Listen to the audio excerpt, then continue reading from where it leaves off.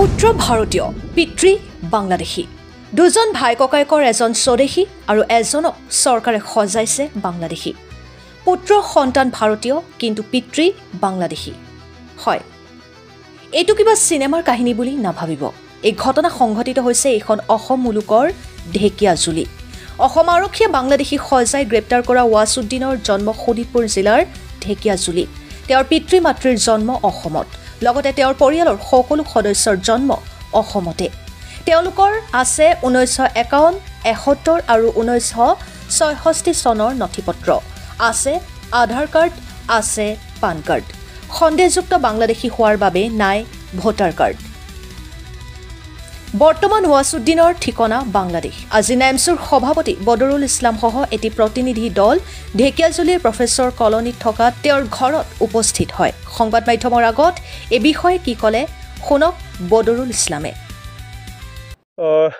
যোৱা মাহৰ 23 তাৰিখে ঢেকিয়াজুলিৰ প্ৰফেসৰ কলনীৰ ৱাছুদ্দিন নামৰ এগৰাকী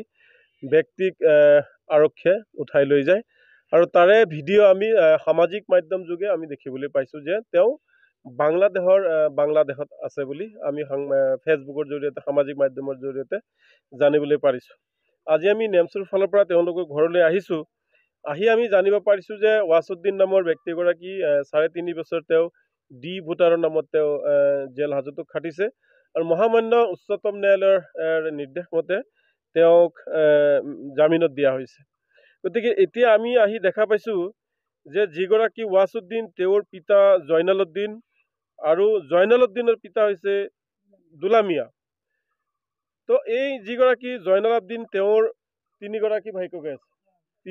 ভাইককে আছে আৰু দুজনী ভনীয়েক আছে না তিনিজনী ভনীয়েক আছে আৰু দুজন ভায়েক আছে গতিকে একে মাক বাপেকৰ দুজন ভাই ককাই স্বদেশী একে মাক বাপেকৰ তিনিজনী ভনী স্বদেশী সেই যিগৰাকী বাংলাদেশী বুলি লৈ গৈছে তেওঁৰ যি পুত্ৰ সেই পুত্ৰগৰাকীও স্বদেশী গতিকে তেওঁলোকৰ আমি দেখিছোঁ যে এচাক নামৰ অলপ ভুল আছে অলপ খেলি মেলি আছে আকাৰ ইকাৰ অলপ হৈ আছে জয়নালউদ্দিনটো জনালউদ্দিন হৈ আছে তো তেওঁলোকৰ 51 চনৰ নথিপত্ৰ আছে 1971 চনৰ নথিপত্ৰ আছে 1966 চনৰ নথিপত্ৰ আছে আধাৰ কাৰ্ড আছে পান কাৰ্ড আছে আৰু ভোটাৰ কাৰ্ডটো নাই কাৰণ তেওঁৰ যেহেতু ডি হৈ আছিলে গতিকে আমি ধাৰণা কৰিছোঁ যে সাধাৰণ নামৰ ভুলৰ বাবে তেওঁক বাংলাদেশী সজোৱা হৈছে যাৰ কাৰণে আমি অসম আৰক্ষী বা অসম চৰকাৰৰ মুখ্যমন্ত্ৰী ডাঙৰীয়াক আমি অনুৰোধ জনাইছোঁ যে অতি শীঘ্ৰে এইগৰাকী ৱাছুদ্দিনক মুকলি কৰি দিব লাগে আৰু এই যিবিলাক ভুল হৈছে এইবিলাক ভুলটো তেওঁলোকে কৰা এটা ভুল চাওক এতিয়াৰ চৰকাৰ নহয় পূৰ্বৰ চৰকাৰৰ পৰা এই মুছলমানসকলক ব্যৱহাৰ কৰা হৈ আছিল এটা ৰাজনৈতিক ষড়যন্ত্ৰমূলকভাৱে মুছলমানসকলক মানুহ চাই নাম চাই দি কৰা হৈছিল আৰু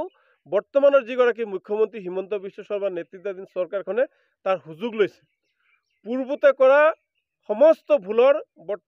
বৰ্তমানৰ চৰকাৰে সুযোগ লৈ এই মুছলমানসকলৰ ওপৰত যি অত্যাচাৰ কৰি আছে এই অত্যাচাৰ বন্ধ কৰিবলৈ অনুৰোধ জনাইছোঁ মানৱীয় দৃষ্টিভংগীৰে মানৱতাৰ ফালে চাই এই পৰিয়ালটোৰ মুখলৈ চাই মুখ্যমন্ত্ৰী ডাঙৰীয়া আৰু অসম আৰক্ষীয়ে যাতে তেওঁক মোকলাই দিয়ে তাৰ বাবে আমি অনুৰোধ জনাইছোঁ কাৰণ এদিন তোমাৰ কি হয়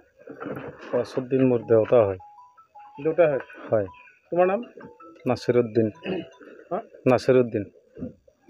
তোমাৰ কি ভোটাধিকাৰ আছে ইয়াতে হয় ছাৰ ভোট দি আছা হয় কিমান দিন ভোট দিলা কেইবাৰ ভোট দিছা মই ভোট দিছোঁ 4বাৰ মান তোমাৰ জন্ম ইয়াতে হয় কি ক'বা দেউতাক কেনেকৈ ধৰি লৈ গৈছে কি ক'বা দেউতাক ধৰি লৈ গৈছে আমি গমেই নাপাওঁ দেউতা 3 বছৰ জেলত আছিলে জেল খাটি আহিছে কিহৰ কাৰণে ডি ভোটাৰৰ কাৰণে তাৰপিছত জামিন দিছিলে হয় কোৰ্টৰ পৰা 3.5 বছৰৰ জামিন দিছিলে কোনো আমাক জনোৱা নাই আহিছে ৰাতি উঠাই লৈ গুচি গ'ল কেতিয়া লৈ আপোনাৰ 23 তাৰিখে জামিন লৈ অহাৰ পিছত উঠাই লৈ গৈছে জামিন লৈ 2-3 বছৰ আছিলে তাৰপিছত উঠাই লৈ গ'ল পুলিচে উঠাই লৈ গৈছে হয় কি ক'বা এতিয়া দেউতা ক'ত আছে কি সমাজৰ আমি গম নাপাওঁ কি হয় ৱাছুদ্দিন মোৰ ডাঙৰ দাদা হয় মই তাৰ সৰু ভাইটি হয় আপোনাৰ ভোটাধিকাৰ আছে নে নাই মোৰ ভোটাৰ আইডি আছে আধাৰ কাৰ্ড আছে, ভোট দি আছে? ভোট দি আছোঁ।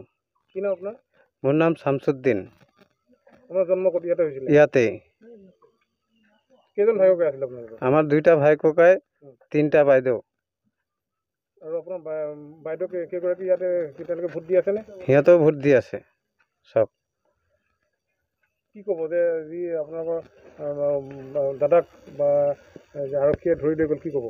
এতিয়া আমাৰ গোটেইকেইটাই ভোট দি আছোঁ, যেতিয়া আমাৰ দাদা এটা এনেকুৱা হৈ আছে, তেতিয়া কি কৰিম? আপোনালোকে কিবা এটা কৰি দিয়ক আৰু মিলাই দিয়ক।